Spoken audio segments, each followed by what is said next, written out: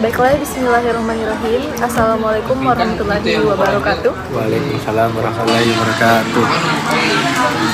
Baiklah, Rabbi syrah li sadri wa yassir li amri wahlul 'uqdatam min lisani yafqahu qawli.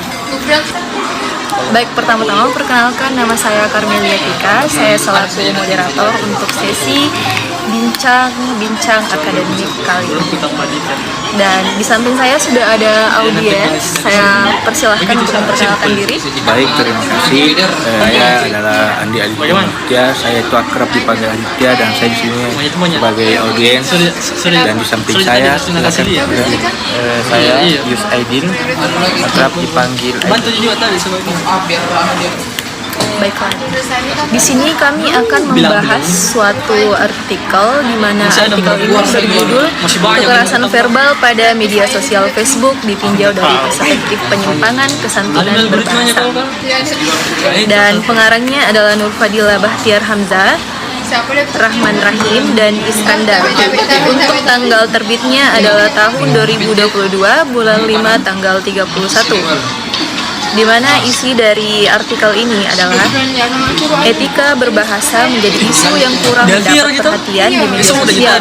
Salah satu contoh relevan yaitu penggunaan bahasa yang telah mengubah pola berbahasa ke arah yang negatif.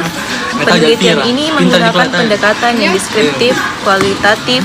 Sampel penelitian diambil dengan teknik purposive sampling berdasarkan pertimbangan tertentu sesuai dengan tujuan penelitian. Adapun teknik pengumpulan data menggunakan teknik observasi dan dokumentasi, aktivitas analisis data yaitu reduksi data, penyajian data, dan penarikan simpulan. Hasil penelitian ini ditemui beberapa bentuk kekerasan verbal dengan situasi yang beraneka ragam. Sesuai klasifikasi Kesworo dalam Utoro, ditemukan 6 bentuk kekerasan verbal, yakni kata umpatan, eufemisme, disfemisme, stigmatisasi, hiperbola, dan asosiasi pada binatang. Bentuk bahasa kekerasan verbal di Facebook memperlihatkan bahwa masyarakat Indonesia belum mampu berperilaku santun dalam berbahasa karena kurangnya kesadaran penggunaan media sosial dalam beretika ketika membagikan atau menanggapi informasi yang didapatkan di media sosial Facebook. Sehingga pada penelitian ini menemukan berbagai perilaku menyimpang terhadap kesantunan berbahasa melalui data kekerasan verbal di media sosial Facebook. Penyebab penyimpangan yang paling sering muncul pada penelitian ini adalah emosi pembicara yang mendorong akses emosional dalam bertutur.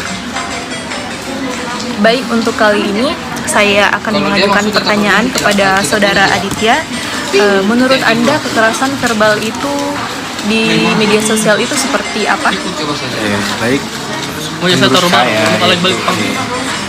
di kali ini yaitu kekerasan verbal ini sebenarnya tidak hanya dilakukan secara langsung melainkan kekerasan verbal ini bisa dilakukan di media sosial seperti di YouTube, di TikTok, di Instagram, dan bahkan di WhatsApp pun juga ada yang namanya kekerasan verbal.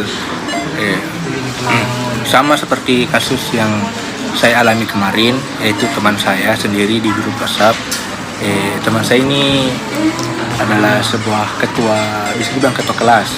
Nah, teman saya ini mengirimkan informasi dari guru, tapi cara dia mengirimkan informasi itu kurang jelas, yang dimana sehingga bisa memicu emosi teman-teman yang ada di dalam grup tersebut, sehingga teman-teman saya yang lain itu mengeluarkan perkataan yang kurang pantas untuk dibaca oleh teman-teman yang lain, sehingga teman saya atau ketua kelas ini dia itu langsung terkena mental. Dia itu menangis dan dia itu juga bahkan sampai mengurung diri, tidak mau keluar dari kamarnya, kata orang tuanya seperti itu. Nah, jadi saya belajar dari kasus ini bahwa hal ini tidak hanya dilakukan secara langsung, tapi bisa juga berdampak kepada mental orang. Jadi menurut saya kekerasan verbal ini itu tidak hanya terjadi secara langsung. Dan ini bisa berdampak kepada mental orang yang kita berikan. Oke. Dan ini bisa memicu mental orang atau korban itu bisa down, sehingga bisa melakukan hal-hal yang lebih gila daripada seperti yang kita bayangkan. Seperti itu menurut saya. Berarti jadi kekerasan verbal itu tuh tidak selamanya harus dikatakan secara langsung ya terhadap korbannya, tetapi juga bisa melalui media sosial, di mana media sosial ini bahkan lebih berpengaruh terhadap mental seseorang. Sangat berpengaruh karena teman saya juga menjadi korban. Baik, untuk selanjutnya itu saya di sini mendapatkan kata-kata yang asing di telinga saya, yaitu ada eufemisme dan disfemisme dan stigmatisasi. Bisakah Anda menjelaskan apa yang dimaksud dengan eufemisme, stigmatisasi, dan disfemisme?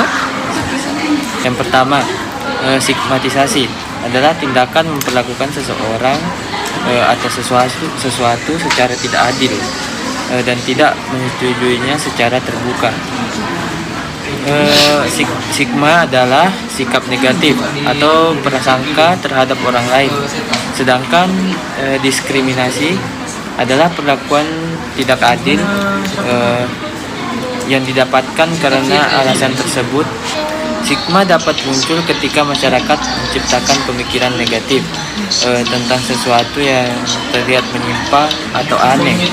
Stigma sosial dapat terjadi pada orang yang memiliki ciri fisik tertentu seperti cacat mental, anak luar kawin, atau pekerjaan yang terkait dengan agama atau etnis. Kriminalitas juga dapat menyebabkan stigma sosial. Yang kedua, eufemisme adalah gaya bahasa yang menggunakan kata atau ungkapan yang lebih halus menggantikan kata kasar. Eufemisme bertujuan untuk menghindari rasa malu, seperti menyinggung orang lain dan memberi kesan sopan. Yang ketiga, disfemisme adalah ucapan atau kalimat yang jelek, seperti cabul yang menghujat. Dengan demikian, disfemisme adalah upaya pengasaran suatu kata yang sebenarnya memiliki pandangan yang bernilai rasa halus atau netral. Oh ya, baik. Saya mengerti apa itu stigmatisasi dan eufemisme dan disfemisme. Lalu, apakah ada cara mengatasi agar terhindar dari kekerasan verbal yang bisa saja terjadi ke diri kita? Baik, untuk pandangan pribadi saya, solusi yang bisa saya berikan kepada orang-orang dari perspektif pribadi ya,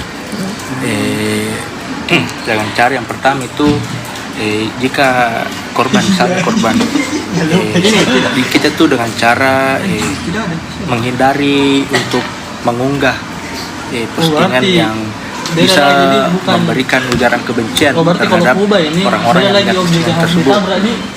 Dengan cara begitu, kita itu bisa terhindar dari yang namanya ujaran kebencian dari orang lain. Nah, terus yang kedua, sama seperti tadi yang dikatakan oleh saudara Yus, bahwa yang paling penting itu sebenarnya adalah bahasa. Yang diucapkan tadi oleh Yus itu adalah eufemisme, yang dimana itu adalah bahasa yang lebih halus. Misalnya pada zaman sekarang kan banyak orang-orang yang menghujat dengan cara kata-kata yang kasar. Misalnya contoh, maaf ya, kata kau itu goblok begitu. Kita bisa menggunakan bahasa yang lebih halus. Misalnya, Kak bisa minta tolong untuk di-take-down foto ini karena foto ini mengandung hal-hal yang tidak baik untuk dilihat oleh orang lain. Nah, dengan cara berbahasa yang lebih halus, dengan cara berbahasa yang lebih lembut, kita itu bisa terhindar dari yang namanya masalah benci antara satu sama lain. Dengan cara itu juga mental orang yang memposting dan mental kita ya sebagai pelaku itu bisa terjaga antara satu sama lain. Itu menurut pandangan saya. Baik, berarti kesimpulannya di sini itu untuk menghindari kekerasan verbal itu tidak ada caranya ya. Tapi kembali lagi ke diri kita masing-masing sebagai pengguna teknologi dan sosial media, di mana kita itu harus mengunggah suatu postingan yang tidak mengandung ujaran kebencian dan tidak mengandung beberapa hal yang dapat memicu kebencian terhadap ke diri kita, agar lebih kedepannya itu kita menjadi pribadi yang lebih baik. Dan sebagai komentar atau pengguna sosial media itu kita harus menggunakan bahasa yang baik jika ingin berkomentar ke postingan suatu orang.